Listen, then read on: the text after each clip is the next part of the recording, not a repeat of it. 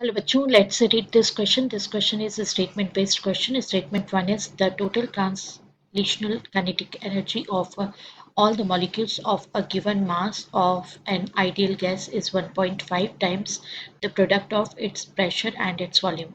Statement two is the molecules of gas collide with each other and the velocities of the molecules change due to collision.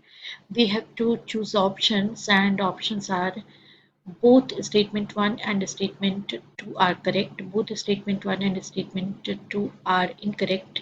Statement 1 is correct but statement 2 is incorrect. Statement 2 is correct but statement 1 is incorrect. तो आइए बच्चों देख लेते हैं हम की concept plus solution, क्योंकि जो की कंसेप्ट है वही हमारा सॉल्यूशन होगा।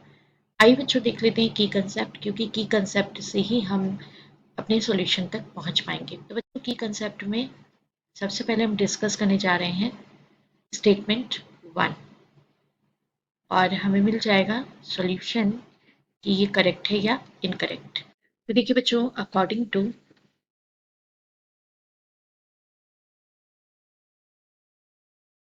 Ideal gas equation PV equals to nRT and kinetic energy होता है nRT के इक्वल, एंड n का वैल्यू जो है वो होगा 3/2 RT, दैट इज 1.5 RT।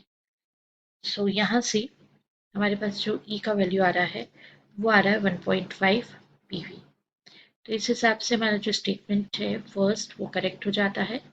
तो स्टेटमेंट फर्स्ट इज करेक्ट।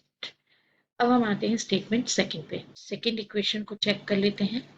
देखिए सेकंड इक्वेशन में गिवन है कि मॉलिक्यूल्स कोलाइड करेंगे ईच अदर एंड उनका वेलोसिटीज जो है वो चेंज होगा। तो गैस मॉलिक्यूल्स हम कंसीडर कर रहे हैं। Gas molecules they are in always in random motion. वो हमेशा कैसे होते हैं? रैंडम मोशन में होते हैं। तो all molecules are in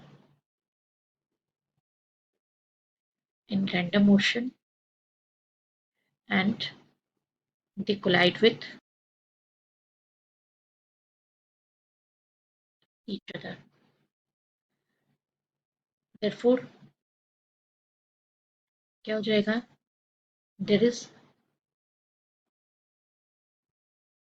change in kinetic energy, क्योंकि क्या करते हैं कि ये आपस में काइनेटिक एनर्जी को चेंज ओवर करते हैं, ट्रांसफर करते हैं।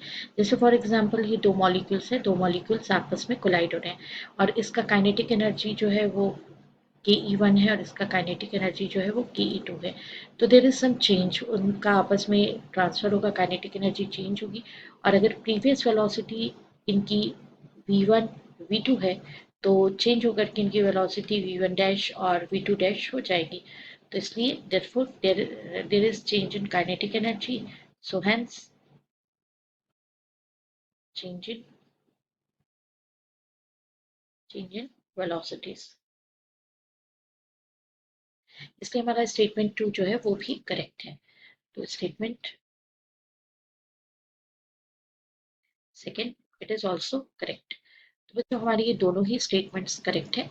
तो हम जाएंगे ऑप्शन 1 पे। Both statement first and second are correct.